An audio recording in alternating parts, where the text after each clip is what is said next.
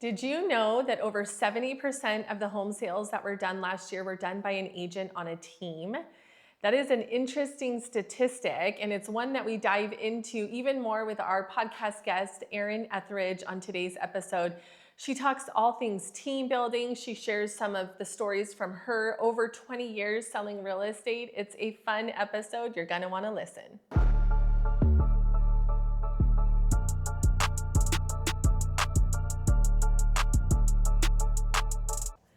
Welcome to episode 106 of The Real Deal, where real estate meets real life. I'm your host, Janine Igliane, with my co-host, Ryan Hatcher.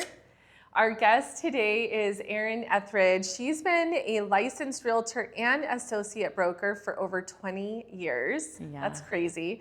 You're the founder and team lead of your Ethridge team. You're ranked in the top 1% of realtors in the Phoenix metro area.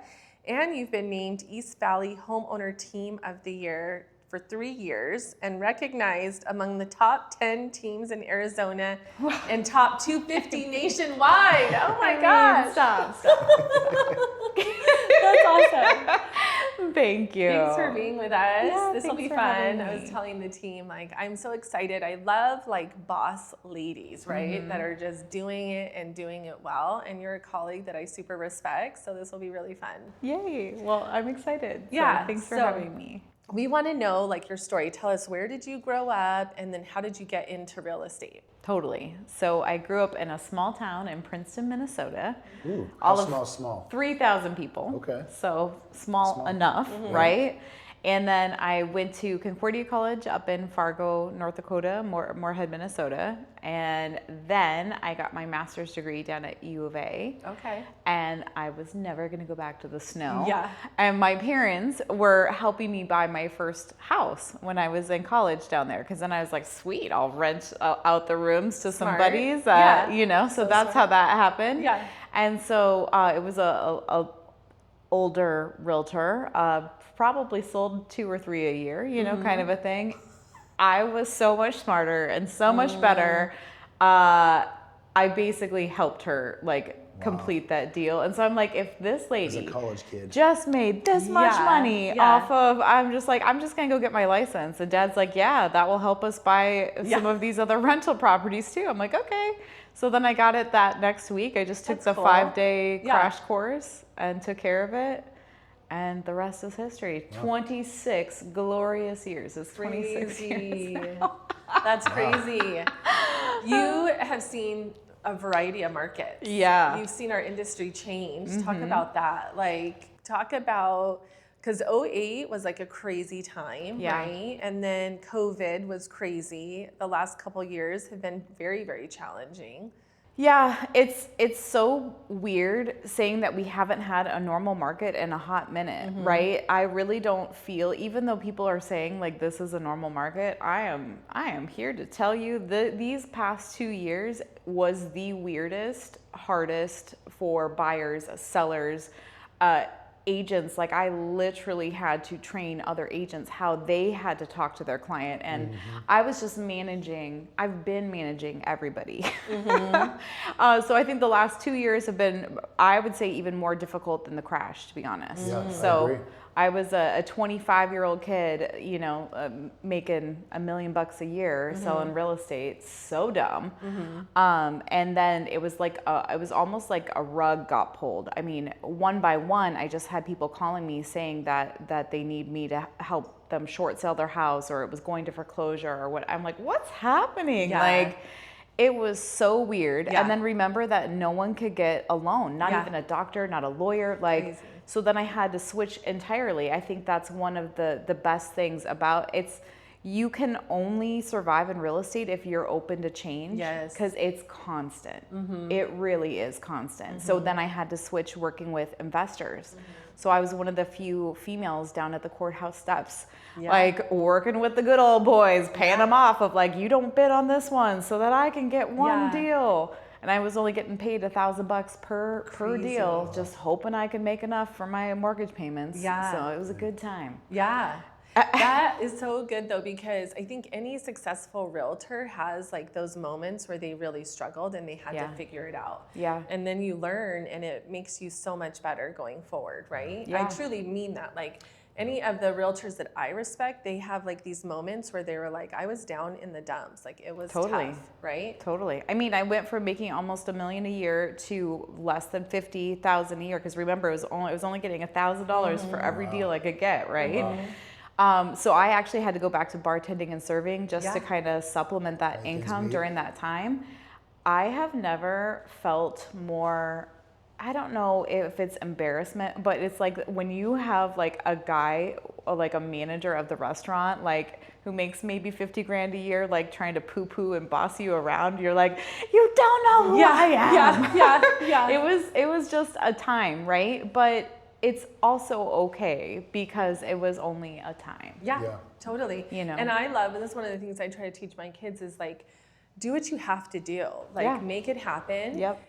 Like work super hard. You're going to have to grind for a while, but when you do that, you do it well, then it does set you up so that you can have a better life or enjoy the fruits of your labor or whatever down the road. And it's not all going to be fun all the time. You know, but there's a job in the world that is. I know. And there's so many more parts of this job that I love, right? Otherwise I wouldn't keep doing it. Yeah, I mean, you're talking about change before we got on camera. We were talking about a new thing that we're now experiencing as realtors where clients are using ChatGPT or TikTok or other things to try to they're sending me figure out videos from TikTok and Instagram, like, where's this house? And of course, realtors are posting videos of walkthroughs of the home so that they can get, you know, somebody reaching out to them of like, where is this? Like, oh, let me send it to you. What's your details? Like, that's the game, right? So, and of course, it's outside their budget, it's outside their range, it's outside of everything that we talked about, but it's piquing their interest online. And so, my strategy is switching to some more home tours, and you got to give people what they want, man. It is crazy, right? When we think of the evolution of our business, like we have to be so intentional with content creation now. It's not just selling real estate. And I think that goes to your point earlier of like, the only thing that stays the same is that it's always changing, and you can never just be like a stick in the mud and be like, well, this is how I do it. What worked 6 months ago in my business does not work right now. That's probably the biggest thing I've learned in 7 years is I never imagined I would have to be a marketing content creator as much as we have to. Oh, Never, we definitely ever are. We're on. Oh gosh. So talk to us, Erin, about what does your business look like today? Yeah, so today I've got 14 members on my team. I've had it as small as 5 and as big as 33. I'm actually growing it right now, so if anyone watching Hit her up. wants to have a good experience on a team, because my philosophy is, and it's not even just new agents, right? There's so many agents over the last 2 years that barely sold anything. And I got news for them. A whole or half of a watermelon is still more than a whole grape. Okay? So go ahead and get some momentum going. It might not be for forever and ever. And I think as a team leader, again, you just really have to adapt to that change, because you fall in love with people, right? And relationships and friendships. And when someone leaves the team, it's a next chapter for them, and it's a next chapter for you also. For sure. Because it never is the exact same. Oh yeah, for sure. And I think like understanding that and embracing that. And then I think if you really care, like I've had some agents on my team where I'm like, you would be better served to go and do all these amazing ideas that you have elsewhere, because this is not how we do it, right? And like giving them that permission and then keeping that relationship great. And then there are times where people leave and it's not so great. How do you deal with that? Because that can be hard too. Yeah, I mean, I think that this last year taught me probably the most. So I've been a team leader, I want to say 8 years, 9 years, I think, as a team lead. And I think this last year, so I had 14 people leave in a short time period. Of course, they all, got into a group chat and like, I'm leaving. Like they basically Jerry Maguire'd it, right? And I respect anyone's decision, but it wasn't ultimately, like, in my opinion, done in the right way. And some of those things are very hurtful, and you have to kind of like take that in and then just go ahead and release that back out, because I'm just not about chasing after. Totally. I'm just not about that life. Yeah. No, you I know? totally agree. Well, we've never actually really loved the idea of having a huge team. What do you love about it? I'm curious. So I love the synergy when you have the right people, and that's really the key word there is the right people on a team. They're actively invested in each other, and you can't take that away. Like when two people decide to team up and work expireds, that's not my jam, right?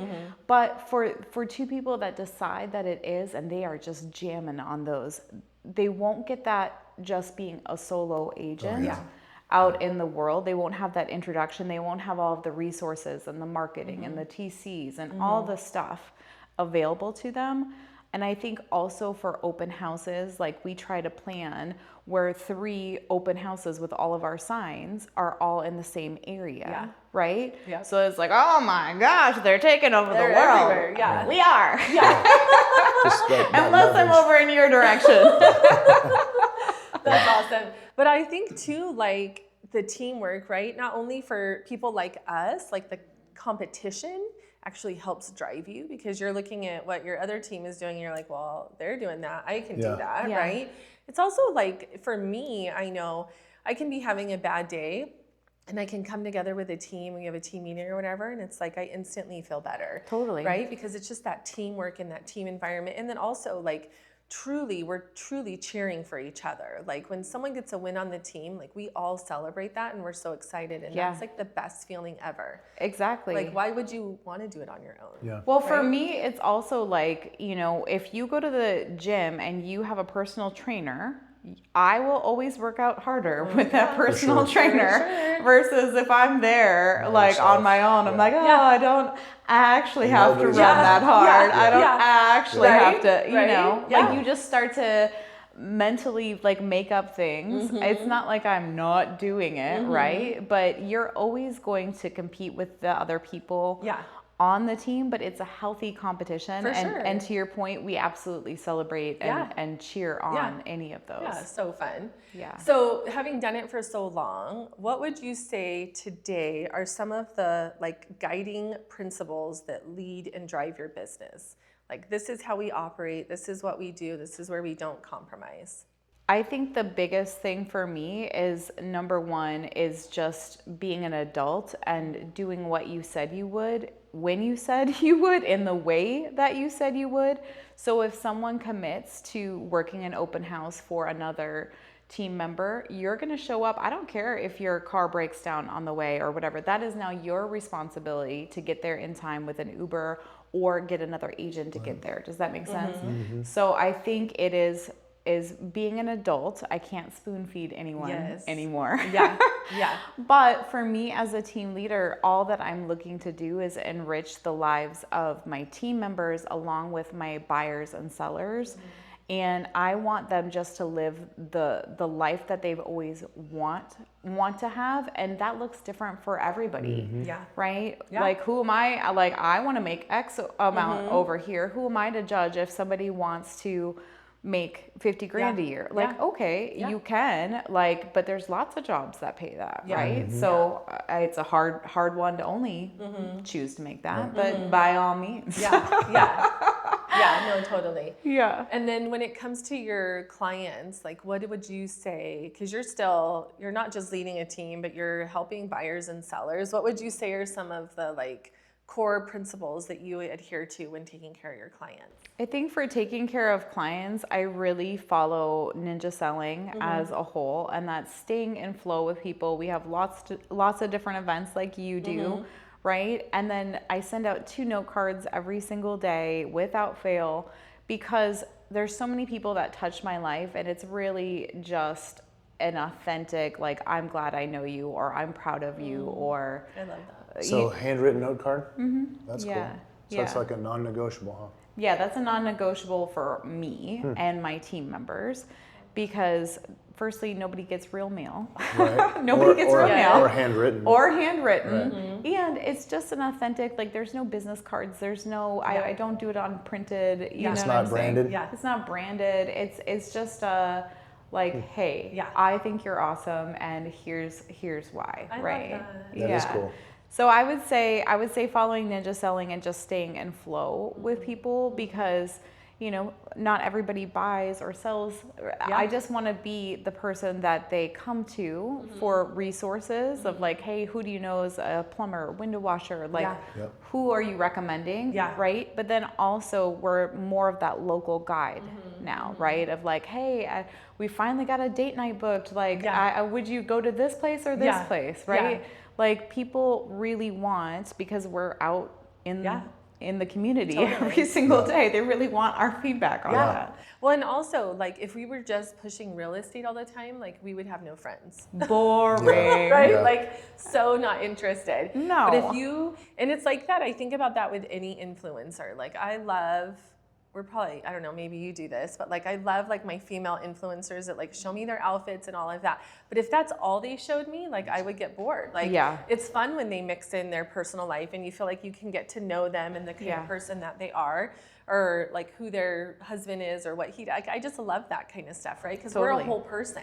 Totally. And that's what it's about, is making relationships. Because to your point, like people don't buy and sell every day, right? No, and that's not also why I'm befriending people or inviting them. Like, I'm not intentionally, doing these things. It is a sincere, like, I love you. I'm excited to be in proximity with you. No, totally. It's so funny because I think I've said this to you guys. Like when people say, I want to get into real estate because I love houses. I love looking at pretty houses. I'm like, that is not what this is. Yeah, I mean, maybe 1% of it. It is about the people. You have to love people and love being in relationship. And then, yes, you help them buy or sell, but it's not about the house. It's not about the house at all. And honestly, our job is just solving problems. Like I eat problems for breakfast. Right. What ones are coming my way today? And that's the right way to look at it too. That's it was so funny.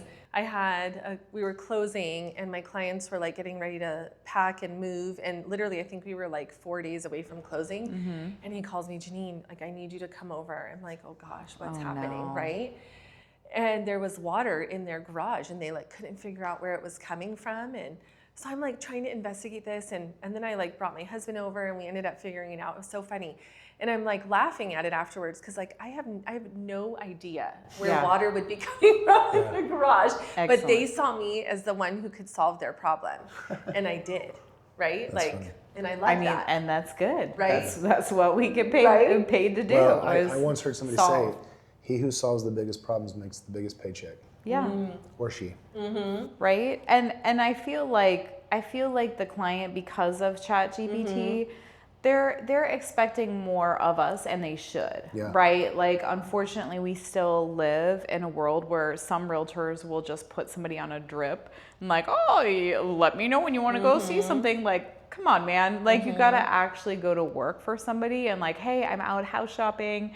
I saw this one. This one smells like cat pee. This one backs to, industrial or whatever.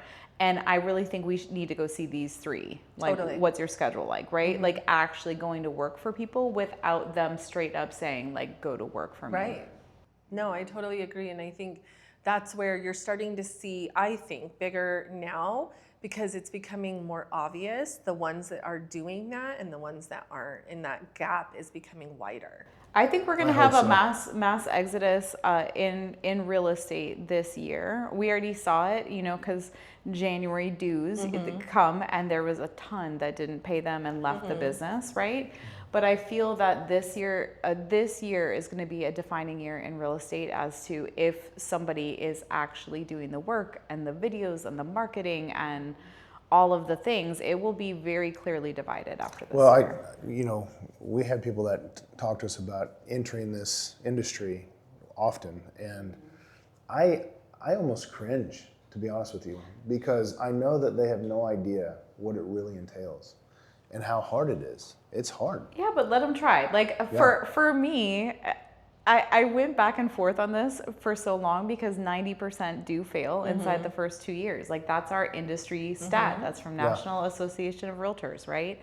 But who am I to say who's going to make it and not? Everything depends on you and your work ethic your drive. I can't do that for you. Yes, I just want them to have a realistic preview. Like, know that it's not going to be just what you see on HGTV, because it's not.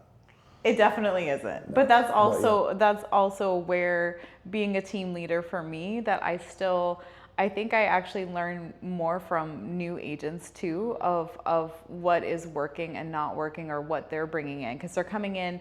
Nobody picks real estate typically. Like, they've fallen into it from something not working out in their life, and then they're like, you know what I love is homes. Right? Or they're drawn to the money because it looks so easy. Right? So one of the things I want to talk to you about, Erin, kind of switch gears a little bit, and this is something that we've talked about as a team, is like, we sell real estate and we help people with like a really big part of their lives, but oftentimes there's stuff that we're dealing with personally that's really big. How do you navigate and manage that balance? Because I think the difference today as a realtor versus 20 years ago is like, you could have office hours 20 years ago. We don't necessarily get that luxury. Right. And oftentimes you are dealing with family stuff or balancing things. One of the things they say that people get into real estate for the flexibility, but it's also the reason why they get out, because they have too much flexibility. Like, how do you navigate that, and how do you deal with that? This episode is sponsored by Yvette Meyer with Old Republic Home Protection. For all your home warranty needs, contact Yvette at Old Republic Home Protection. Thank you for watching the episode. You know, our podcast is called The Real Deal, where real estate meets real life. And I love sharing these real life stories, but we are also in the real estate business. And so if you have any real estate needs, maybe you're thinking about buying or selling or wanting to invest in real estate, we would love to help you. And I love that question, because for me, it's so easy. It's so easy. I take 12 to 14 weeks of vacation with my family every single year. That is something that I plan for. That is something that I enjoy. So do I mind working 70 or 80 hours a week when I'm at home?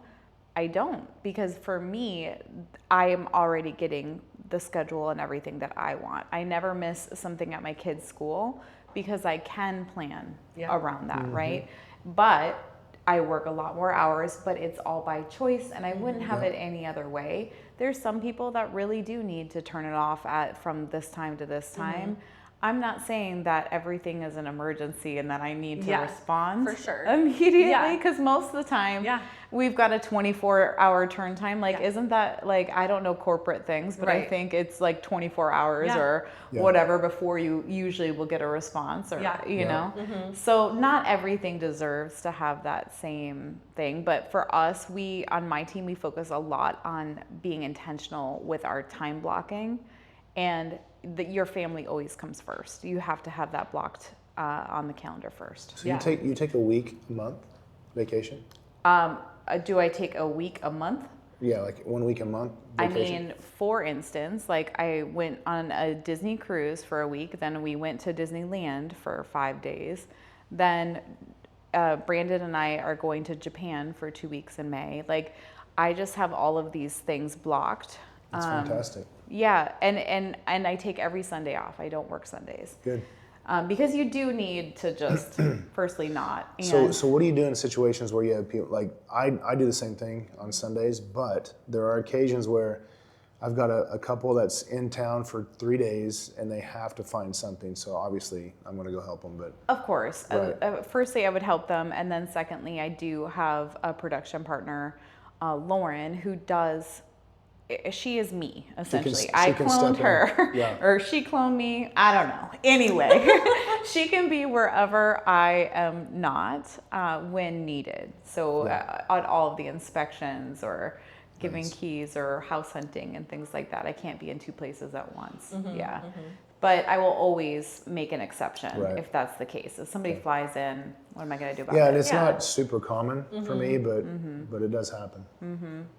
I think it's good though to have kind of those standards for yourself, right? Yeah. So you're like, okay, and then to like reset. I'm going to show up better if I have that break and that rest, right? Versus if I just keep grinding through, then I'm going to be no good. Well, I know with 3 teenagers, I mean, it's the only day where we're all together. Almost the Exactly, entire day. where you actually get to have a meal Yeah. together, go to church, like relax and just not have all of Yeah. the things booked. Yeah. Not to mention church and Yeah. all the other things that are super Exactly. important. So yeah. Exactly. Yeah.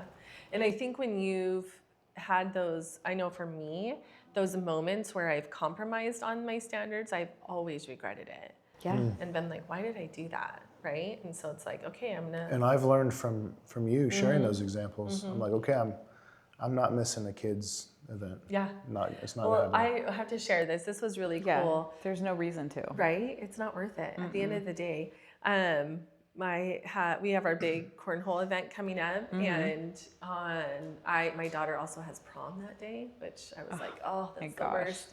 And the You team didn't was look at the awesome. kid calendar versus your No, calendar. She didn't look at mine. I'm like, we book a year Oh. in advance. She was so mad at me. But anyways, the team was like, don't miss that. Like, Yeah, she was like stressing go about take it. her I'm like, photos, No. come back, and like Yeah. I love that. That's like our We'll- team's philosophy. we'll make it right? happen. Exactly. Absolutely. And that's exactly how it should be. Yeah. because she's only going to go to a couple of those. I know. It's right? our last So, one. Yeah, She so graduates. it's So, not yeah. even. Yeah. Right. and I remember I lost a client because we went to Hawaii, and it was the first time, and I think my entire career, that I took a week and did not work at all. And they said they needed something faster and they wanted to go with something else. I'm like, fine. Sure. I, It's okay. It's okay. I did not lose a wink of sleep about it. No. So And that's what I'm saying is like whatever works best for you. Like I love working, maybe a smidgy of a workaholic just by nature. My husband calls me a much too mucher. That could be real. Awesome. Yeah. much too But much. it's fun because, to be honest, you wouldn't if you didn't enjoy it. Totally. Right? So Totally. that's like- but that's where I'm all in. Yeah. Like if I'm on vacation, like in Japan, thank goodness that I have trained the team Totally. and Yes. staff and things like that Yeah. where I'm able to do that. But Well, I and know that not also, everybody does. I think it's actually really providing great service for your clients too, so that they're not totally dependent on you, that you do have support that can help and step in, right? I don't want them to be totally reliant Yeah. on me, Yeah. right? I want to be like the source of the source, For sure. essentially, Yeah. right? Yeah, it's good for you and for them. Oh, totally. And if you put standards in place, then your team follows that. So it's just But better also, service. they're also very happy when I leave town because because they get paid more on deals, or Oh, you there you know, go. I'm really? like, yep, I pay for people to write contracts, I pay for people to go show houses, like, and they get more on Yeah. on the deal. Like they're like, see ya. They're like, go. That's cool. They're like, who do I need to help? Yeah. Well, I love how you set this system up to where you can do that, because Yeah. not everybody can do this. But they can. They just haven't. Well, they haven't They haven't either. developed the system. They haven't got the right coaching or training. Mm-hmm. They haven't maybe reached that level where they feel like they can. Because I've got some friends where they work from 9 a.m. and then they cut off at 5. They will not answer a text or any, like, whatever works best for Yeah. you. Yeah. Well, and that's a thing too, right? There's somebody for everybody. Right, because I mean- most people would respect that, Yeah. but some people wouldn't. They need something now. Of course. And I am that person, which I am a type A, you know, we're in this Google ChatGPT, you know, Claude world now where they want those instant results. So that is one of the benefits also of running a team or being a part of a team. Yes, Is that gives you that leverage. you have huge leverage. I remember when I got my license, my mentor said, the way of the future is to be on a team. And he was talking about mega teams. And I just can't imagine doing it on my own. Yeah. Like, there's So no much better. way. Yeah, Right? because Right. NAR came out with the recent, it was 73% of all transactions this last year were done by teams. Yeah, man. I mean, That's telling. Yeah. you know what I'm saying? Yeah. I'm just like, because when you have a designated marketing person, when you Yeah. have, Right. you're taking off, like, yes, you have to pay for that, but you're paying for it the other way. It's easier to get burnt out, in my opinion. Oh, but for sure. And nobody can be the master of every aspect of it. Like, 100%. just the marketing alone is a whole nother animal. It's a beast. You got your social media, your print marketing, your events, and all those things. It's just crazy. I mean, we have 3 or 4 people on the team that help us with this. Yeah. It's Yeah. crazy. So where do you see the future of real estate? Because I know there's so much talk about AI is going to take our job, and then I'm so excited. I'm so excited to have an open house putter outer, like robot. Like, how cool would that be? The like signs? for real, the Oh my signs. gosh, It's yes. 115 degrees out, and there's Yes. like a robot like out there picking up and like. I wish, I wish I knew how much time I've actually spent doing that. Oh, years of your life probably picking up and dropping off signs. But honestly, I'm very excited because the clients are getting more and more educated on processes and what they want. So what I'm actually seeing is I have to show a lot less houses now because they've already spent time. They've ChatGPT, Claude, everything. Where for realtors, it's important for us to know now where before the MLS description, I was just like, BS. Like, if they don't like the pictures, they're not reading that crap. Well, now they're typing in light and bright home in Gilbert, Arizona. And if you don't have it inside of your description, then that doesn't show up for them, right? So I'm actually super excited for technology to really like Hone in. Yeah. I don't think that we'll ever fully be replaced, but will our job change? Yes, but I'm actually kind of okay with that. Yeah, well, and it's going to be the agents that use it that survive anyway. Of course. And there's this Click Contracts comes out in Arizona next month. Oh, yes. Like, they said that you could do it inside of 5 minutes. Like, you can do it on your phone while you're waiting at your kids' game or anything like that. I'm like, yes. Holy cow. So I love all of that. Well, it's funny to me because I think people, what I see in my time is the ones that think that they can go at it on their own and research and figure it out and use ChatGPT to do all the stuff. I see it on the other side where they lose and miss out on opportunities, or they're not protecting themselves and they make mistakes, and it's like, hey, by all means, right? Versus when they go with somebody that has the experience, right? The skill to know how to craft a great deal to protect our client's interest, all of that. That's fine. Go ahead and I would never. I mean, of course, you can always Totally. the guy that just bought his house with ChatGPT in Florida, like. There's always been for sale by owners. Sure. There's always been somebody that doesn't want to use a realtor on the purchase side.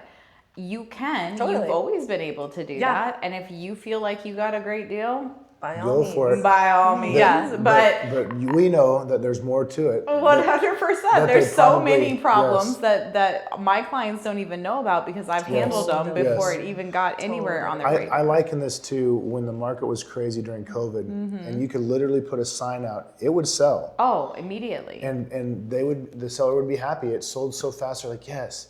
But they have no idea. They probably left 50 grand on the table because they didn't use somebody that really knew how to do this well.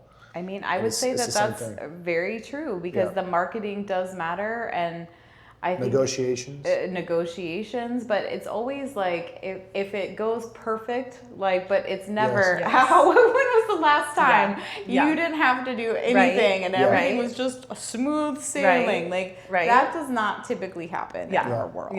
Yeah, and often we do it so well, and it's just normal to us that the client doesn't even know about it. Right, but that's the problem, Ryan, is we made it look too easy. Yes. So now everybody on HGTV is like, I'm gonna go be a realtor. Right? I'm like, you can. Good luck. Come on in. Yeah. So I guess we have to find a way to help them understand that it wasn't that easy. I don't know. Well, and I think that, like, we were talking about this as a team, like, being okay when those problems happen in the process. It's how you handle it, that you work through it and bring them to the finish line, and then they're happy, right? Right. Problems are gonna come up, like, and it can be a really stressful process. I just remember when I bought my house that I'm in now, I represented myself, and there was a moment where I was like, I really wish I had a realtor, a neutral third party, because even though I'm skilled and know what I'm doing, I'm emotional. I cried buying this last house. Yeah. And I am not a crier. Really? Not a crier. What now, happened? in my defense, I was 8 months pregnant. Like, girl needed to move. Yeah. Okay, did I wait a little smidgy too long? Yes. But basically, it needed a new roof, and the seller wouldn't do it. And I knew if we had to pay for it, then I didn't get my flooring. And this was straight out of the 90s, that mauve carpet that went into all the bathrooms. Yeah. You know what I'm saying? Yeah. So I'm like, no, if I can't live with the mauve. Yeah. And I cried. What and did you do? The other agent was like, okay, it's okay. Aw. It's okay. Yeah. She's like, let me go back to her and see. So essentially, the seller did end up paying half, Nice. and I was still able to get flooring and paint Nice. done. You Yeah. know? Yeah. I was like, I am not living in But this it house. is, right? That's the thing. It's so true Yes. to have somebody that can help you, like keep you calm Yeah. and like say, okay, let's do this, and just all of that is so valuable. Yes. Yeah, Yes. that's So so that funny. was a good remembering going through the process. Totally. On the buy side or on the sell side, What it's like. It is. Oh Yeah. my gosh. I have a lot more empathy Right? when people are Yeah. going through that experience, because you are just getting so many emails and so many thoughts, and your roller coaster of emotions Yeah. is just high. And you're We trying to just- remember what your agent told you or put in an email. And Exactly. We just came up with a sheet where we outlined all the emotions and Yeah. the stressors that the sellers and buyers are going to go through in the I process. love this. Yeah. Just to prepare them in advance. Like Yep. one of the things that oftentimes they don't think about, but that does hit them, is just the like a feeling of leaving this home that they've made memories in, whether it's good or bad. I know. Right? See, There's like that yeah. emotional component. And so I think just the more we can tell them and prepare them and help them to understand, like, this is normal, this is how you're going to feel, right? Yep. It is going to Yeah. be stressful. And I love that because it's basically like the top things that most people are concerned about during the process. Yeah. And just 2 days ago, I closed on one. It was a rental property, but it was their first home that they bought that they lived in, and then they upgraded and they kept it. And it was an emotional thing for them. And I had kind of forgotten about it. It was the ex-wife's house. Like, I didn't even want that thing. It was ugly. She had brown walls. Yeah. I had to renovate because I could not list it how it was. Like, Yeah. but I still cried because that was like Yeah. our first Yeah. house together. That was Yeah. the kids coming home. Like, Yeah. that was like, Totally. you know. Yeah. Yeah. And we forget, right? Yeah. Sometimes Well, what that's why like. And so it was a good. rental, so I wasn't even thinking about it. And I'm so glad we had that because it reminded me. And Yeah. then sure enough, they said they had to go spend some time in it the Yeah. night before Yeah. closing just to Yeah. say goodbye. Totally. Yeah. Oh. Yeah. Well, Erin, what didn't we ask you that we should have asked you? I don't know. I think we covered so many different things. Yeah. You know. If someone is like, hey, like you said, like I'm thinking I want to join a team, wants to talk to you, pick your brain, how can they find you? So they can find me at The Real Erin Ethridge. So that is only for realtors. It's marketing just for realtors because the Ethridge team is just for clients. That's all things homes. That's all things. But you could DM me at either one Okay. on Instagram. But yeah, I help agents on a team, right? And I also just started doing this She Builds, which I teach other women how to set up a team because the vast majority of team owners are actually guys, and I just love helping women Interesting. do that. So Yeah. we had all of these checklists and all of these resources and things like where you can kind of walk in and have it done for you. I love right? that. Yeah. What if a dude wanted to? I mean, you could, but just so you know, I'm just- messaging and everything else is just for women. Like I'm it's just straight saying, up like, this- hey ladies, we're so glad you're here. I'm just saying, this is our second guest in a row that is exclusive to women. I'm Yeah, feeling Kristen discriminated on. right now. Oh, Yeah. well, and my team up until this last year was all women. Oh, funny. And then Wow. when we had the 14 agents decide to leave, that was partly because they're all women and like all got together, right? Which is kind of interesting. So now I have 3 guys on the team and the Nice. dynamic is so different. Yeah. Like you just tell the guys like, here's what you need to do to succeed. And they're like, okay. Yeah. And then they just go do it. Yeah. Like Yeah. they don't, I'm like, what? Yeah. All right, I'll see you That's next awesome. week.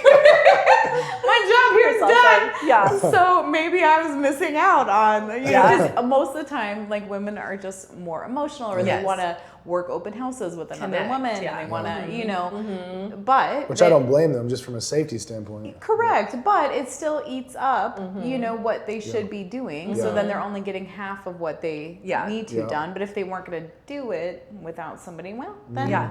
so be it. Yeah. Half a watermelon, right? That's right. Half a watermelon is still better than a whole grape. I like awesome. that. That's a good analogy.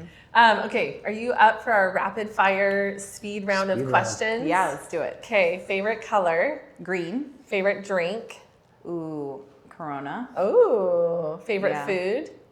Ooh. Hold on, with a lime or without? So I only do a chilled glass salted rim with a lime. Okay. Only squished in there. Never put in there. You don't know how Okay. many hands touch that lime. Absolutely not. Okay, favorite food. Steak. Ooh, from Nice. homemade. Yeah, my husband Okay. makes the best steaks. Ooh, I love want it. to talk to him. Yeah, it's so good, and it's just like so simple. It's olive oil, salt, pepper, Salt, and the pepper. garlic. It's the blend. Love Yeah. it. You Yeah, know, Love that it. is from Costco. good. I used it last night on our So steaks. Did you? Yeah. That's awesome. And he has it just perfect. I Like it's love a it. medium rare every single time. It's Wow. now it's actually hard to go and order a Is steak it? out Is he and doing the about. grill? Yeah, on the grill. Really? Okay. So good. So I like to start on the grill and then come into the skillet and then See, get the butter. and I could be about that life Yeah, also. for I sure. could be persuaded. Yeah. Okay, do you have a favorite book? A favorite book. I mean, Ninja Selling is like a super go-to, but I would say Sell It Like Sarah Hunt. I absolutely That love was a good too, one. because it's focused on not just new agents, but just how you keep enough business kind of coming in and having enough balls in the air. And like, it was just, you could almost hear him narrating Yeah, it. Does that totally. make sense? Yeah. Like it wasn't Oh, a yeah. ghostwriter. No, Like, totally. so, Yeah. so you could hear him as you were reading the book, which By I the way, love. did you see that he came out with a scent?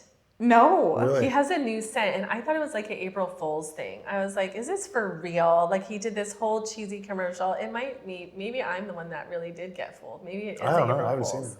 But he called it like the Searhant scent. Searhant scent, Anyways. huh. I mean, that makes sense. Yeah. I guess. Well, he was saying like for homes, and I don't know. I have to look into that. Yeah. Okay, do you have a favorite sound?